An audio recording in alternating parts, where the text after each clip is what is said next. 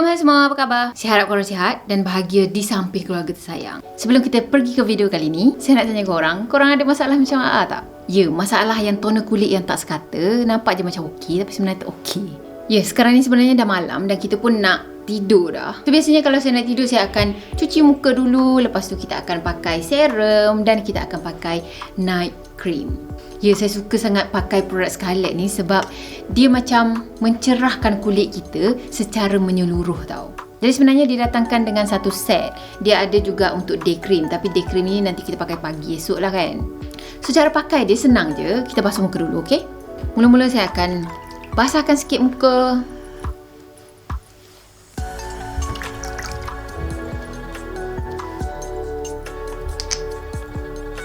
Dan ambil sedikit facial wash dia. Boleh sapu dekat muka. Mungkin ada antara korang yang suka pakai yang jenis ada banyak-banyak buih macam tu kan. Tapi kalau saya personally, saya lagi suka yang kurang buih. Macam Cetaphil macam tu kan. Tiba-tiba je nak sebut Cetaphil kat sini. Okey, dah basuh-basuh, dah genyeh-genyeh, dah tonyoh-tonyoh semua. Lepas tu kita boleh bilas. Okey, dah bilas bersih dah. Kita lap dulu muka. Dah rasa segar. Yang paling best, dia wangi tau. Dia bau macam sweet-sweet macam tu. Dan kulit kita lepas basuh pun kita akan rasa lembut je. Okey, lepas tu kita pakai Brightly Ever After Serum. Korang boleh guna 1 titik, 2 titik atau beberapa titik je yang korang suka. Dan kalau saya suka pakai banyak. Jadi kita titikkan. Jajang.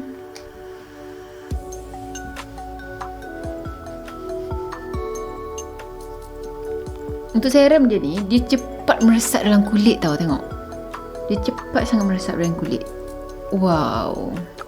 Okey, lepas serum tadi dah meresap masuk dalam kulit dah, kita pun rasa macam sejuk sikit kita punya kulit ni. Dan last kali kita pakai night cream. Dalam Brightly Ever After Night Cream ni, diorang ada masukkan glutathione. Glutathione ni dia merupakan antioksidan yang boleh buatkan kulit kita ni jadi makin cerah, lebih bersinar dan juga tona kulit kita pun makin sekata. Dalam ni juga ada niacinamida, ada natural vitamin C. Yang kedua-duanya ni akan mencerahkan kulit kita, akan melindungi sel kulit daripada radikal bebas yang mungkin yelah kita sehari-hari dah ada dekat luar kan, bekerja ke apa, kan ada radikal bebas daripada sinar UV. Dia juga ada hexapeptide. Hexapeptide ni sebenarnya dia untuk mengurangkan kerut. Dah tu dia ada poreway. Pore yang besar macam tu. Poreway ni dia akan membantu buatkan pori-pori kita ni jadi kelihatan makin kecil. Dan dia orang ada masukkan green caviar dan juga apa ni? Aqua Peptide Glow. So semuanya ni yang diorang masukkan dalam ni semuanya untuk mencerahkan kulit kita, merawat kulit kita pada waktu malam kan. Macam yang kita tahulah kalau malam memang waktu yang sesuai untuk merawat kulit. So senang je cara pakainya, korang boleh ambil dan letak. Bau dia ni macam acceptable lah. Dan dah kita boleh tidur. Jadi untuk korang, kalau korang nak dapatkan produk Scarlett, korang bolehlah pergi ke ruang description dekat bawah. Korang tekan link Shopee dia orang kat bawah dan pergi dapatkan produk dia dekat Shopee sana. Jadi terima kasih untuk Scarlett sebab dah sponsor video kali ni. Thank you. Okey, sekarang jom kita tonton video menarik kali ni. Kembali lagi bersama saya AA berbagi info dan kisah menarik. Oh, sebelum tu jangan lupa tekan tombol subscribe, tekan loncengnya juga.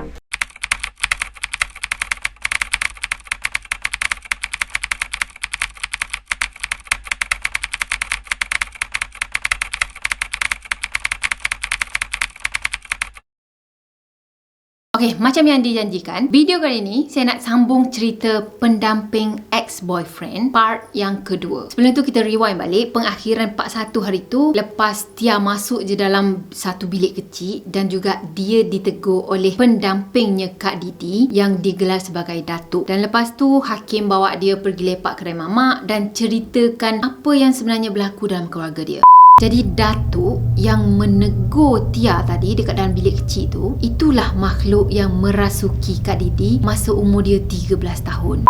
Jadi part 2 ni kita sambung selepas Tia balik ke rumah pada petang hari tu. Sudah sedia? Jom kita bertemu lagi. Okey, petang hari tu lepas ditegur oleh makhluk yang digelarkan sebagai datuk, dia mula rasa tak sedap badan dan malam tu juga dia demam. Waktu siang dia okey je, dia macam sihat, tak ada masalah. Tapi bila waktu asar je, masuk je asar, terus badan dia rasa tak sedap dan dia rasa macam sakit-sakit badan, macam demam urat macam tu lah. Dan bahagian tengkuk dia ni pula, dia rasa macam berat sangat sampaikan dia tak mampu untuk angkat kepala. Katanya lepas kejadian tu berhari-hari jugalah dia demam dan tak kebah-kebah. Mak Tia ni pula dah start bebel kat dia dah dan marah-marah dengan dia sebab katanya itulah selalu keluar siang kan dan tak boleh nak duduk rumah kejap, selalu jalan je, selalu keluar je. Jadi sebab itulah dapat demam malam-malam. So maknya punya fikiran macam gitulah. Jadi Tia ni pun dia malas nak gaduh dengan maknya dan dia pun ikut je lah mak dia nak bawa pergi klinik, dia pergi je ke klinik. Jadi hasil pemeriksaan dia orang buat medical check up macam tu, katanya keadaan Tia pada masa tu tak ada apa-apa simptom. Dia sihat-sihat je. Sebenarnya mak Tia ni ibu tunggal dan dia bekerja sebagai guru sekolah rendah. Ayahnya pula dah lama dah meninggal dunia. Dia cuba faham yang ibu dia selalu tertekan dengan kerja dia. Katanya untuk hidup dekat Bandaraya Kuala Lumpur tu dan dengan gaji yang ibu dia dapat sebagai penjawat awam tak besar mana. Jadi memang ada rasa tekanan dekat situ. Tambah pula gajinya tu cukup makan untuk diorang berdua je. Malah hujung minggu ibu dia akan buat part time yang lain tau. Biasanya ibu dia akan siapkan tempahan kuih ataupun kek ataupun nasi biryani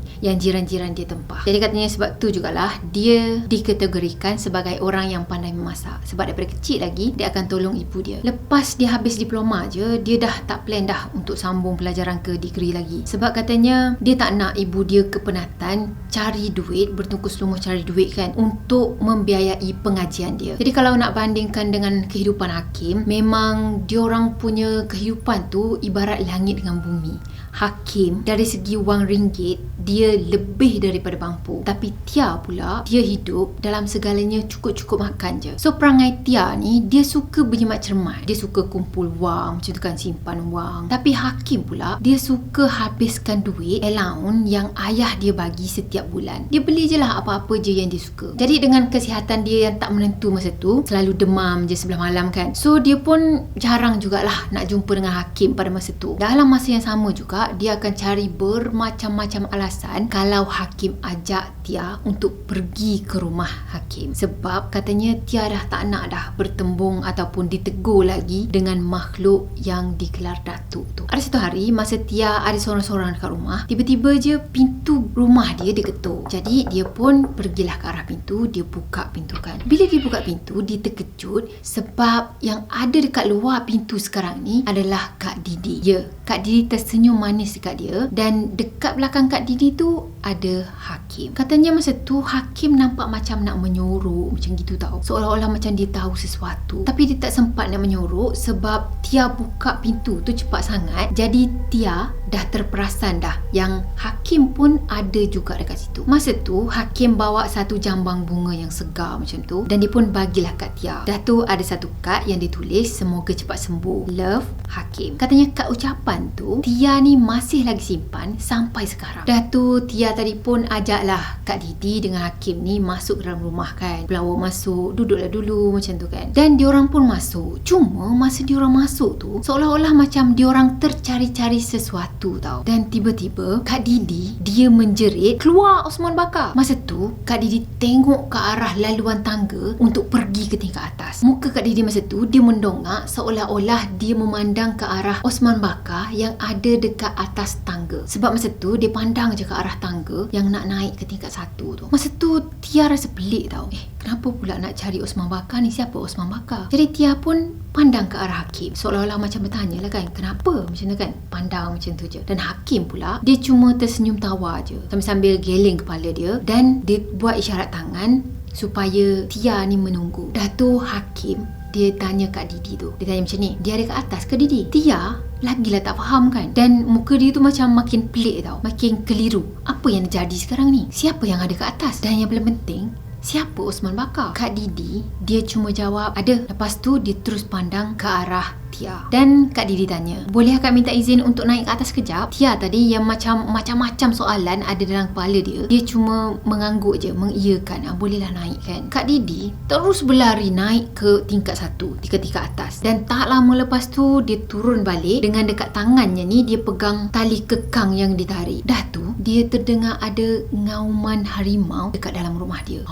Macam tu kan. Jadi masa tu lah muka dia jadi pucat lesi. Tiba-tiba Kak Didi boleh bercakap sendiri tau. Dia cakap macam ni, kenapa kau ikut dia? Kau suka dia ke? Dah, mari kita balik. Sambil-sambil tangannya ni mengelus-ngelus sesuatu tau. Sesuatu yang diorang semua tak nampak kecuali Kak Didi. Tia yang tengok perbuatan Kak Didi macam gitu tadi, terus dia melompat dekat belakang Hakim dan menyorok dekat belakang Hakim. Badan dia time tu dah menggigil dah sebab dia ketakutan sangat. Dah tu Kak Didi tadi pun minta maaf dengan Tia. Akak minta maaf ya Tia. Tia tak sihat je, selalu sakit-sakit, selalu demam. Tia tadi pun cuma menganggukkan kepala je lah. Memang dia selalu demam, memang dia selalu sakit-sakit badan kan. Dan tiba-tiba Kak Didi capai tangan Tia dan dia periksa ada kesan lebam-lebam dekat lengan Tia. Dan beberapa saat lepas tu Kak Didi cakap macam ni, Osman, kau buat apa dengan Tia? Kau jilat tangan Tia sampai lebam-lebam macam ini. Sekali lagi Kak Didi tu bercakap dengan Osman Bakar. Dah tu Kak Didi hulurkan air dan dia cakap, ini air yang Datuk kirim untuk Tia. Nanti Tia minum Tia mungkin terkejut, nanti sihat lah. Tia datanglah ke rumah, jangan takut ya. Akak pergi dulu, jangan lupa minum air tu. Sambil-sambil Kak Didi gosok bahu Tia dan juga tersenyum. Dah tu Tia tadi pun nakkan penjelasan lah kan. Dia pandang Hakim. Lepas tu tanya, siapa Osman Bakar? Dan Hakim ni cuma cakap, nanti petang nanti aku ambil kau, kita keluar, kita pergi makan aiskrim. Sakit tak lebam-lebam ni? Hakim tanya Tia lah. Dan Tia cuma gelingkan kepala je. Dia cakap tak sakit, tapi banyak jugalah lebam dekat kaki dan juga belakang badan. Jadi Tia cubalah mengadukan dengan Hakim ni. Dan Hakim pun pandang Tia tu dengan rasa simpati je. Dah tu Kak Didi tadi melaung dalam kereta. Dia cakap, Hakim balik. Dan Tia terus suruh Hakim tu balik sebab katanya dia memang takut dengan Kak Didi. Walaupun Kak Didi tu muka dia cantik, tapi air muka dia ni agak bengis jugalah. Petang tu macam yang dijanjikan, Hakim datang ke rumah dia, jemput dia, orang keluar dan dia orang pergi makan aiskrim. Katanya dia orang pergi makan aiskrim BR Brain dekat Wan Utama. Ngada kau aiskrim BR Brain.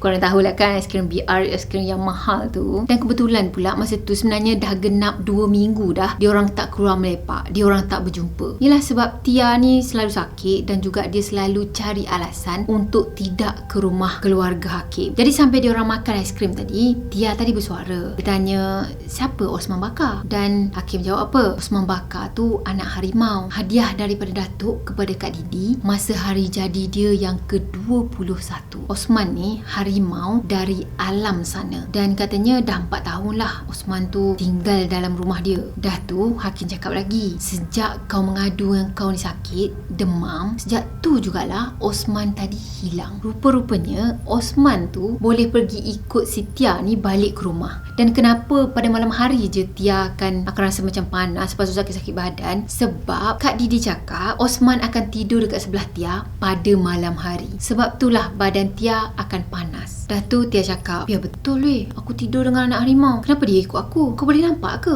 si Osman ni? Macam-macam lah kan dia punya persoalan dekat situ. Dan Hakim dia cuma menggelengkan kepala je, menandakan yang dia tak nampak pun anak harimau tu. Katanya adalah masa-masa tertentu tu dia menjelmakan diri. Tapi Hakim ni sendiri pun dia cuma nampak sekilas pandang je. Bukanlah datang lepas tu borak-borak sama macam kawan baik kan. Tak. Katanya kadang-kadang si Osman ni dia akan menjelmakan diri sebagai seorang budak lelaki. Dan dia cakap mungkin dia suka kau sebab dia suka makan makanan yang kau masak. Sebab tu kot dia ikut kau balik. Dan jawapan Hakim tu sebenarnya memang sangat-sangat mengejutkan Tia. Sebab masa Tia memasak dekat rumah dia orang, memang Tia rasa macam tak selesa. Dan Tia rasa seolah-olah dia tak masak sendirian. Tapi ada yang temankan dia, ada yang memerhatikan dia. Katanya kalau dia tengah menggoreng ayam, memang dia akan kira ada berapa ketul ayam yang dia goreng pada masa tu. Sebab lepas dah goreng tu, mesti akan hilang seketul 2. Dan sebelum-sebelum ni, Tia dia menuduh Hakim yang akan curi makan. Walaupun dia tak nampak langsung yang Hakim ni masuk ke dalam dapur masa dia tengah masak. Jadi masa tu dia tahulah itu mungkin kerja Osman Bakar. Dah tu Hakim pun tanyakan dengan si Tia, kau takut ke dengan keluarga aku? Hakim pandang Tia dan Tia pula cuma mengangguk je. Dah memang dia takut kan, takkan cakap tak lah, alah biasalah tu, macam tu kan. Memang dia takut. Hakim cuma cakap, maafkan aku Tia, aku memang nak berterus terang, cuma aku tunggu masa yang tepat je. Katanya bukan dengan semua orang pun dia boleh berkongsi rahsia keluarga dia ni kan. Yelah, kalau siapa-siapa sekalipun, tak semua orang dia akan buka rahsia yang sebesar ni dekat orang lain. Katanya dia malu. Lepas tu dia bimbang lah kalau Tia ni tinggalkan dia disebabkan keadaan ni. Sebab dia rasa kehidupan keluarga dia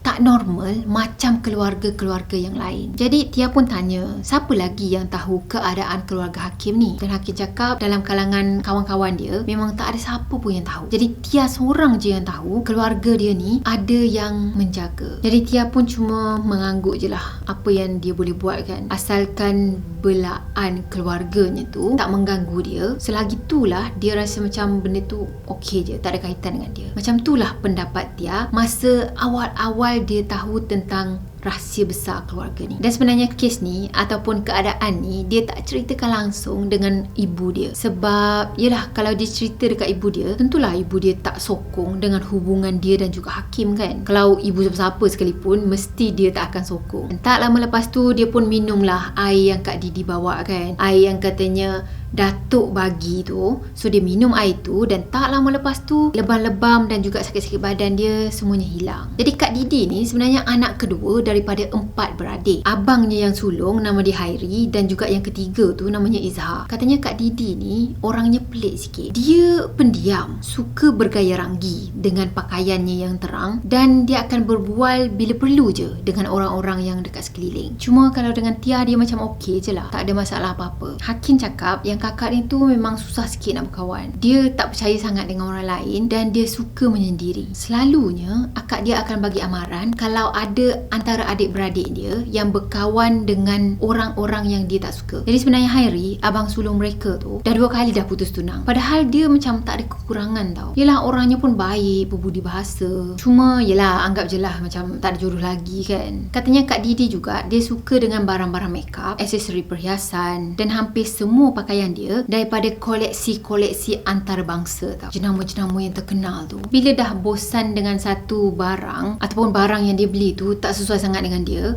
akan buang je. Dan katanya setiap bulan dia akan beli barang baru dan setiap bulan jugalah akan ada barang-barang yang dibuang. Jadi sejak Tia berkawan dengan Hakim, bercinta dengan Hakim tu kan, banyak dah barang-barang dan juga pakaian yang Kak Didi tu dah tak nak, dia akan bagi dekat Tia. Jadi apa lagi, dia pun macam happy lah kan, apa orang bagi ambil je lah, dah rezeki.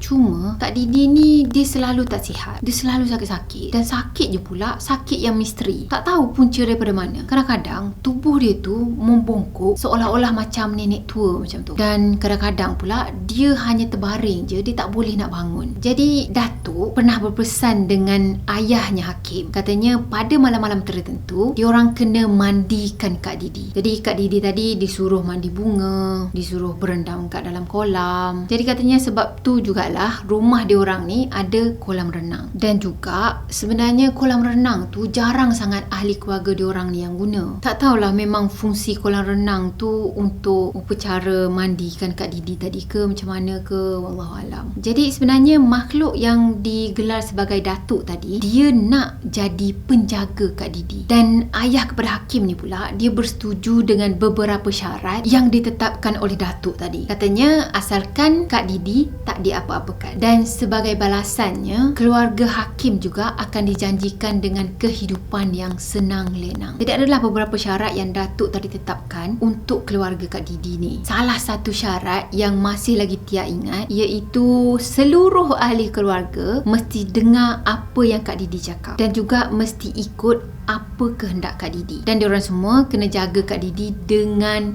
baik. Jadi tak hairanlah kalau Hakim memang tak pernah melawan kalau akak dia cakap apa-apa. Kalau diorang tengah menonton wayang, kalau akak ni call suruh pulang, dia akan pulang pada masa tu juga. Ataupun diorang tengah buat apa-apa sekalipun, akak dia call balik, Hakim akan balik. Dia akan ikut je. Tapi bukan Hakim je, abang-abang dia pun sama juga, akan ikut apa yang akak dia suruh. Antara syarat yang lain, mereka sekeluarga kena menjaga satu makam pembesar utama kerajaan Melayu dulu-dulu. Jadi kesultanan yang mana tu dia tak sebutkan dekat sini. Dan Tia sendiri pun dia pernah ikut hakim untuk pergi bersihkan makam tu. Cuma masa tu dalam bulan puasa dan dia tunggu je kat dalam kereta, sementara hakim pula dia keluar dan bersih-bersihkan makam tu. Dah tu dia gantikan kain yang dipasang dekat sekeliling makam. Dalam masa yang sama juga, keluarga diorang mesti mendoakan roh pembesar tersebut dalam setiap doa diorang. Ada lagi, diorang sekeluarga kena bagi makan dan juga minum kepada datuk ni. Jadi sebab itulah dekat rumah mereka ada satu bilik yang kecil, yang gelap semua tu kan. Ya, dekat situlah tempat yang diorang akan bagi makan.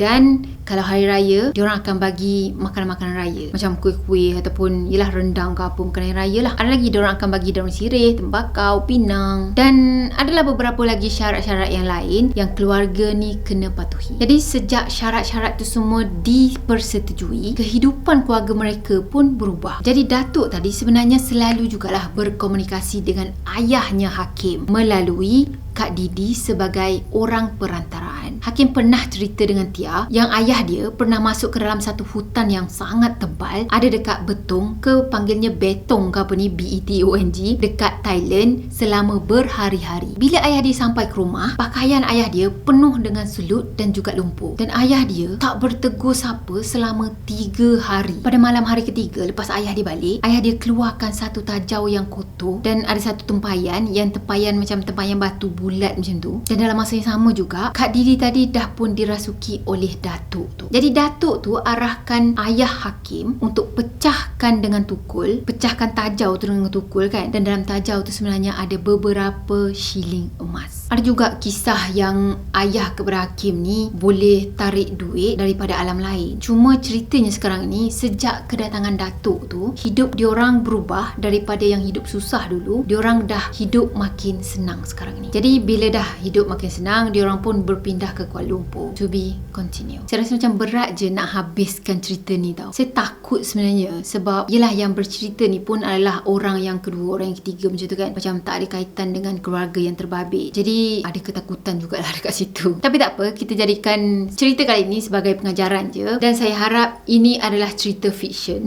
Maksudnya ini adalah cerita yang direka-reka oleh seseorang. Ataupun kita boleh fikir macam tu kan. Sini cerita rekaan ni, cerita rekaan. Okey lah, kita fikir ni cerita rekaan lah. Takut juga kalau cerita benar, habislah dengan apa, datuk-datuk apa semua tu, apa Osman apa tadi?